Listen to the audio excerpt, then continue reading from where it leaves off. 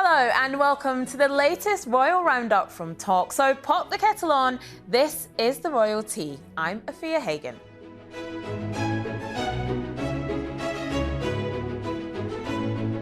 Coming up on today's show, the Princess of Wales is out and about, but not for the Colonel's Review next month. Did the First Lady of Nigeria take a swipe at Meghan Markle? And could there be a few changes made for this year's balcony arrangements at Trooping the Colour? Joining me today to discuss all of that and much, much more are the Daily Mirror's royal editor, Russell Myers, and royal podcast host, Cristo Foufas. Now, the Princess of Wales will not be returning to public duties for the Colonel's Review next month. It has been revealed. This is following speculation she would be well enough to take part. As Colonel-in-Chief of the Irish Guards, she would be expected to take the salute on June the 8th. Now, this news comes following reports earlier this week that the Princess of Wales has been seen out and about more with her family in recent weeks. Now, Russell, it's a great shame actually that we won't see her on the Colonel's Review on June the 8th, but reports she has been seen out and about. Good news. Yeah, I think, we need to take it at face value.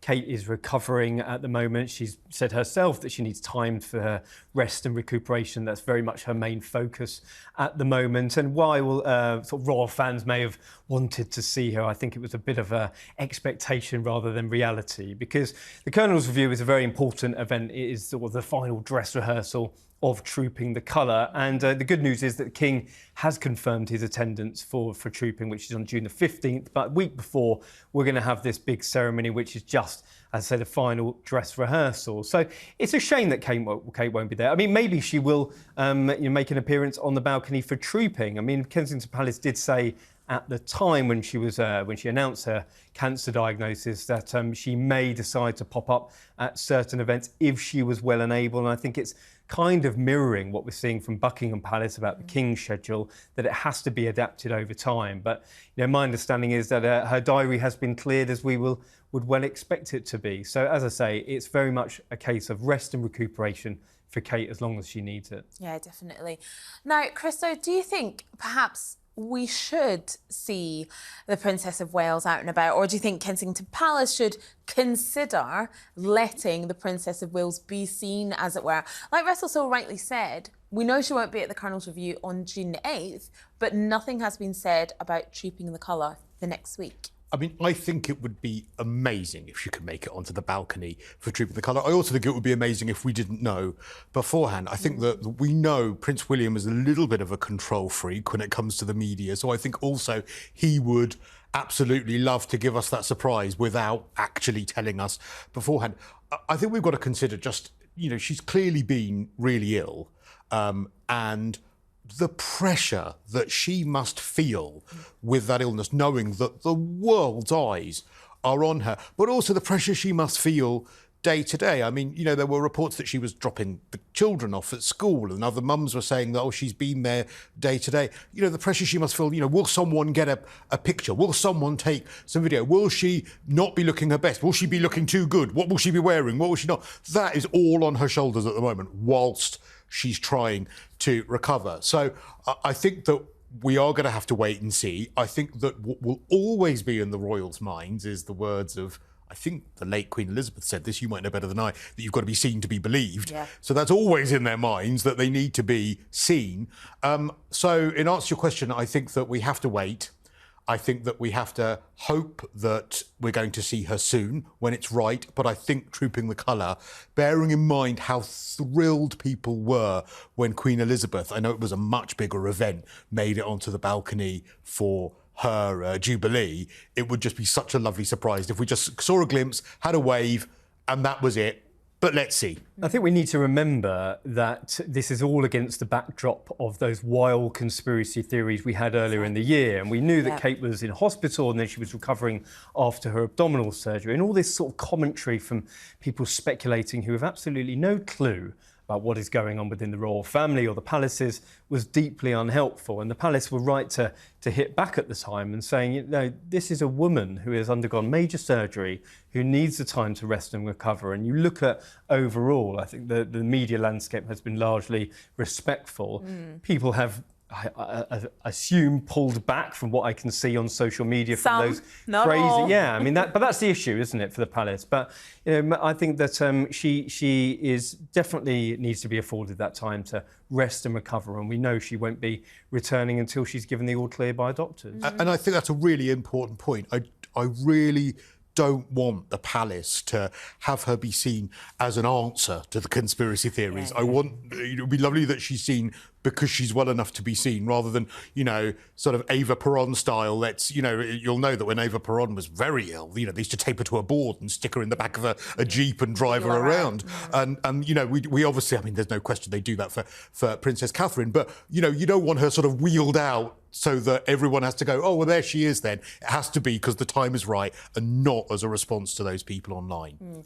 And sometimes, you know, we know that if she's not looking her best or anything, it fuels the rumours, doesn't it? So perhaps that might do more harm than good. Yeah, that's true. And, like, you know, does she want to go through all of that when she's ill? You know, being sitting there in makeup, again, in when the late Queen Elizabeth in her final months, I mean, again, they used to have to put a lot of makeup on her. They used to have to, you know, really have her, and it must have been an incredible strain for her having to go through all that when she was ill. And so, you know, would Princess Catherine want to go through that hassle when maybe she just wants to be in her jogging bottoms, you know, watching the royalty? I mean, she is a person who is going through this, and everybody needs to take stock of that, I think, and allow her, again, the time off that she needs. Absolutely.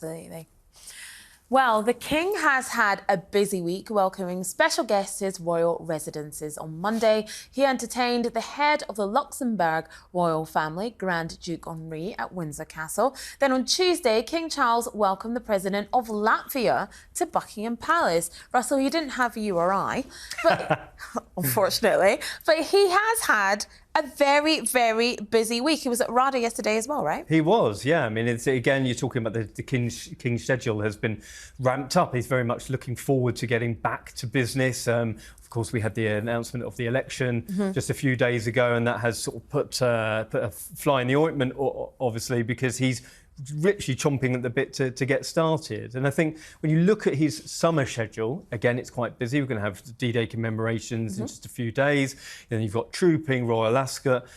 Then you would think that they'll probably take a bit of a back seat for the summer. But at the moment, it's very much that the King wants to hit the ground running. And as people at the Palace are saying to me, he's very keen to make up for lost time, because it's been a pretty tumultuous time for the royal family over the last few weeks and months. Absolutely.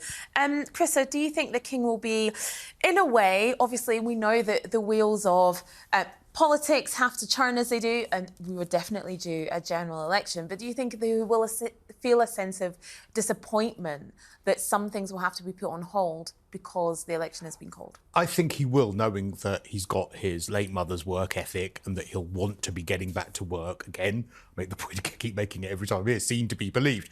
But I think also it's a good opportunity, because I think that he is, you know, he's clearly, the cancer treatment has taken its toll somewhat on him. You know, he's not a young man. And so maybe this is a great way of him having to take a break because of constitutional reasons with the election, rather than Camilla sort of bolting the door of the palace saying, listen, you've got to slow down, my friend. So I think it's really nice that he's been seen. I think it's really nice that he's getting back to work, but I also think great opportunity to just maybe have a few weeks off. Also really interesting that he has to take a back seat to Rishi Sunak and Keir Starmer. He must be thinking, really, for them? Do I have to? Yeah. I can imagine he's got a few words to say about that. Prince George enjoyed a day out with his dad at the FA Cup final last weekend. Now, the young prince was sat in the front row of the Wembley box and shook hands with all the players of Manchester City and Manchester United when they collected their medals. Cristo, a lot of people saying how much Prince George looks like his dad, Prince William. They're like literally photocopied their faces onto each other. And I love these pictures of them too.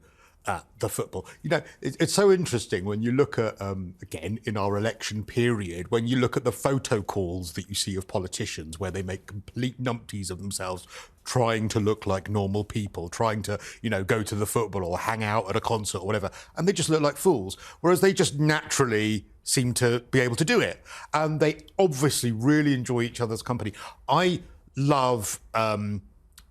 actually, going back to King Charles a little bit as well, actually, I love doing the sort of either what are they whispering to each other when they're talking? I want a lip reader. But also, you know, when King Charles was meeting you know the right title of the gentleman from Luxembourg. The Grand Duke. Grand Duke. Yes. You know, again, I love looking at the pictures, but I love looking in the background of Windsor. What's the carpet like? All that grey carpet's looking a bit off. Oh, is the marble being cleaned? Oh, what's going on in that cabinet in the background? Same with George and with Prince George and Prince William. I want to know what they're saying to each other. I want to know whether he's being told off. We all loved, didn't we? Do you remember when it was the Jubilee concert and Prince Louis was being told off and we could all see that, oh, what's going on there? I love all of that stuff. Yeah. Now, do you think they were saying to each other how disappointing that Aston Villa were not in the FA Cup final? Because, of course, that's who they support. Yeah. Do you think they remained pretty neutral? Well, Villa are riding high. I mean, I think when George... I have no idea.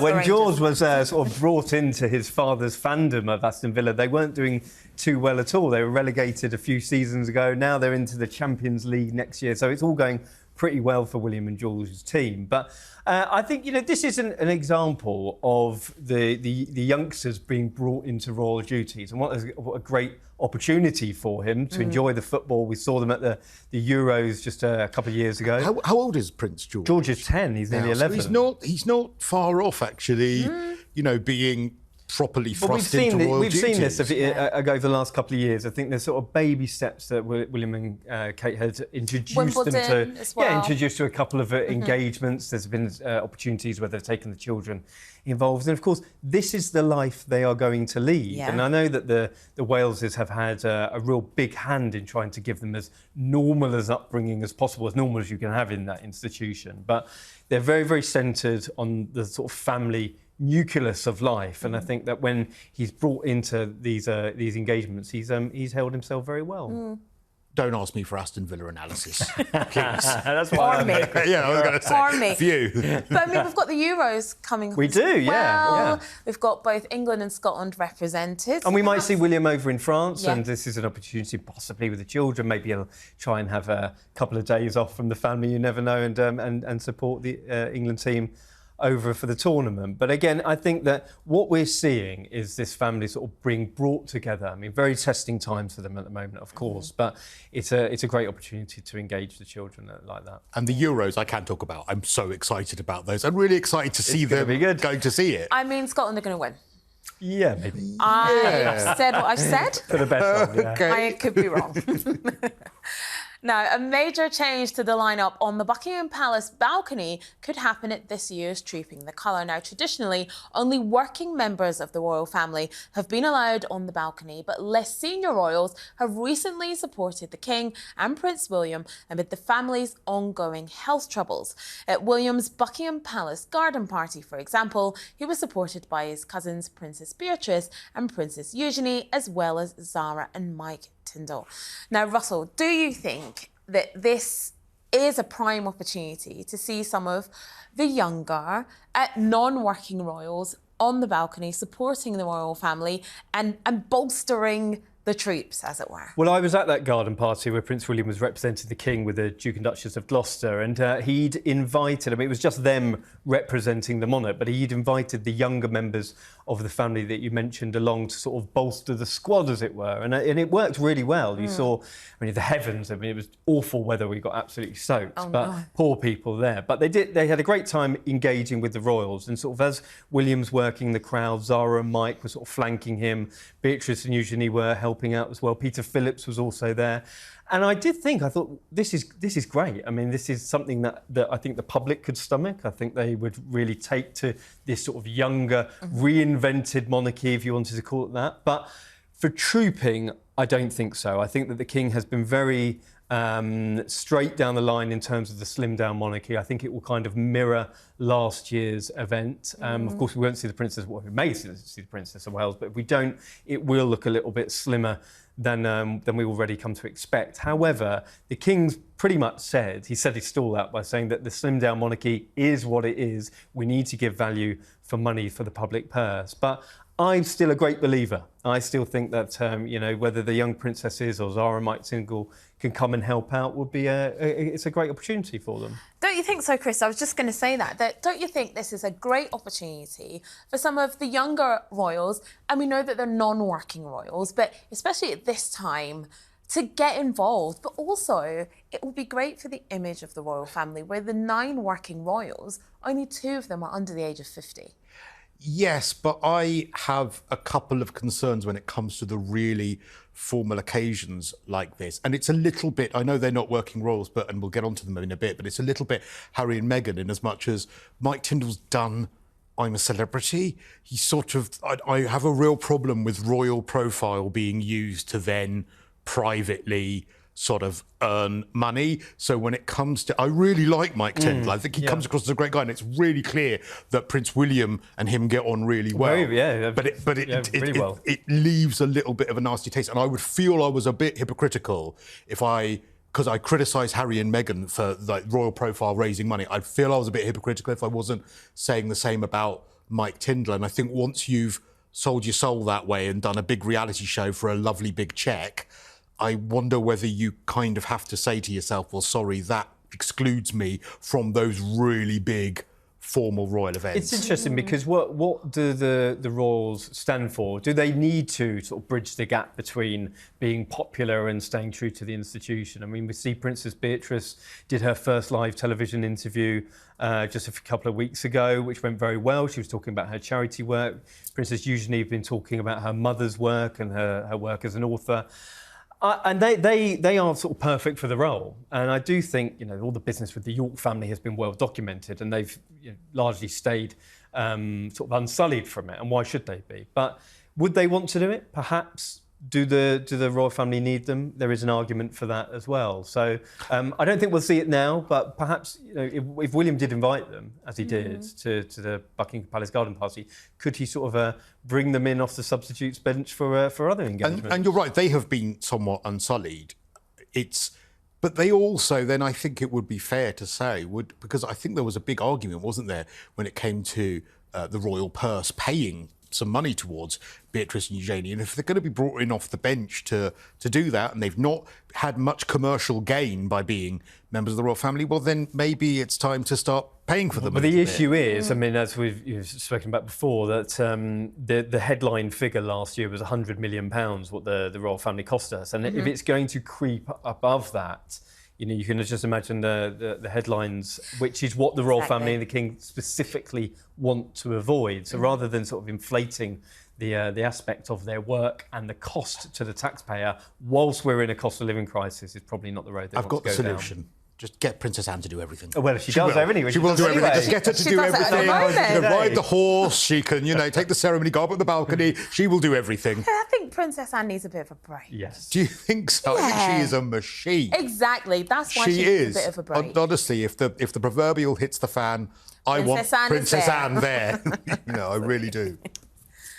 The First Lady of Nigeria has, according to some, seemingly taken aim at Meghan Markle's choice of clothing on her recent trip to the country.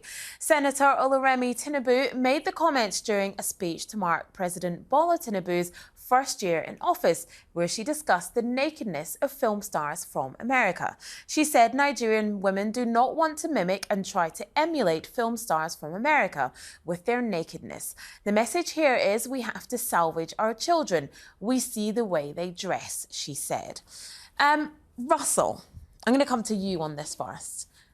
I am of the opinion that this is a bit of a reach. How about you? Yeah, I thought it was lazy journalism, to be honest. I thought that when you actually look at the context of the words spoken, it was very much sort of the social commentary aspect of Nigeria's youth and what do we want our children to look up to and be a part of. And that certainly wasn't the Americanization of the Western world that is often played out in sort of Hollywood movies or social media, and talking about the nakedness of our soul, not necessarily just the clothes that people are wearing. And I think that when Meghan was referenced, it was more to do with why was Meghan here? What do we have to gain from her being here? Not necessarily an attack on the fact that she came over to the country to explore her heritage, or what did we get? Was it just a grandstanding moment for Harry and Meghan? And I think that perhaps when you look at the context of what was said, you could probably boil it down to a voice for the youth rather than sort of a voice of desperation. I think so. Cristo, what are your thoughts on this? I disagree, because I think that the timing, she would have had advisors saying, look, if you make this speech now, just after the Duchess of Sussex has been here and been criticised for some of... By the way, I think the Duchess of Sussex looked phenomenal in most of the outfits she wore, but they were, by some commentators, inappropriate in what they were, you know, the shoulders being shown and all of those sorts of things. I feel that the timing of it absolutely means that she was criticising the fact she said about Hollywood actresses coming here, the Met Gala, we're not the Met Gala. Again, I think that that was a direct connection she was making to Meghan Markle. She then goes on and talks about, again, you quite rightly reference about what were they doing here. And it goes back to my point that about Mike Tindall. I feel incredibly uncomfortable with these sort of royal, non-royal tours now, because I feel that everything is framed through the monetization of their product now, and that is American Riviera Orchard. Yes, before that, right. It was products they sold to slag off their family. Why are they actually doing this? What do they do? What is their role? I mean, the reports that I saw, and I know you were there, so I'm really interested in your point, because the reports that I saw from the Nigerian press were not really attacking Meghan for what she was wearing or what she was saying.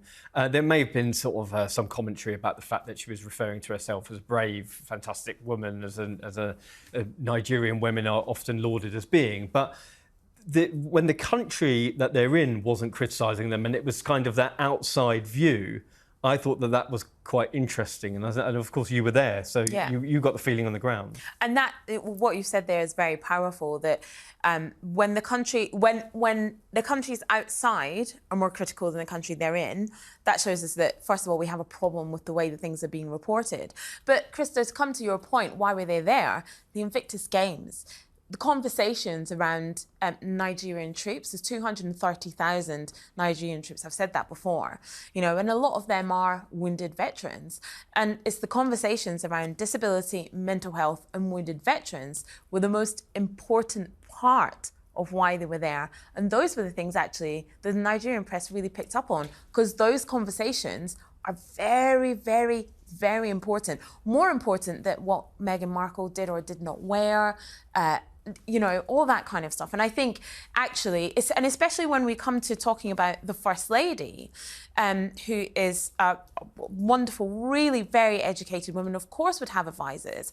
I think it puts a real kind of level of, people think that the whole world revolves around Meghan Markle. Perhaps she was actually, like Russell said, talking to the Nigerian youth.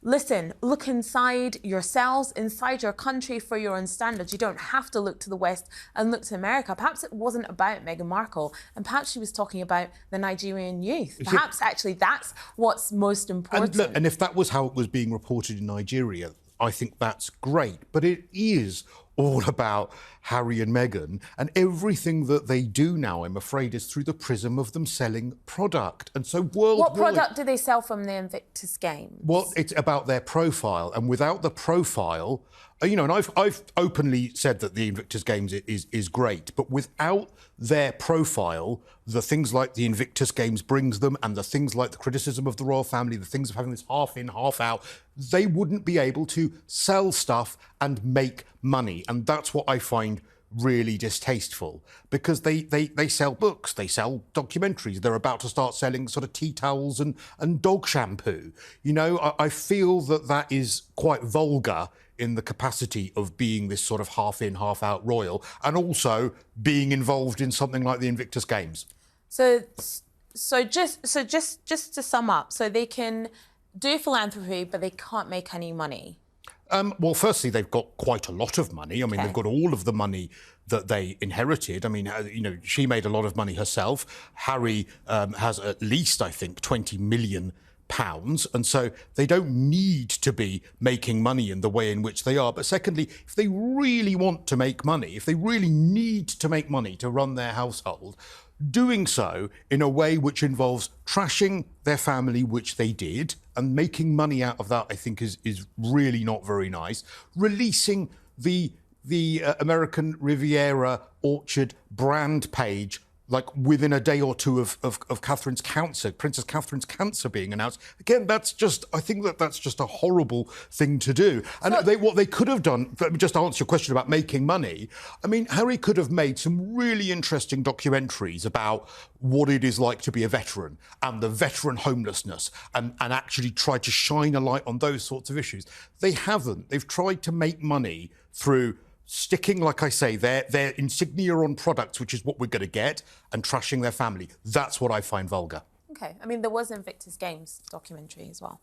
There was, but of course, who was talking about that? If they'd maybe just made that, it would have been fine. But they made a 6-part documentary slagging off their family. They did a book slagging off the family. They've probably got more books slagging off the family. And it's that I find distasteful. Okay. Thank you very much. But we could probably talk about that. All day. We will. We will. Again. Well, that's all we've got time for this week. My massive thanks to Russell and Cristo. If you want to join in with the debate, please leave a comment and make sure you subscribe if you don't want to miss a single episode. We'll be back next week with all the latest on the royal family. Hope you can join us. See you then.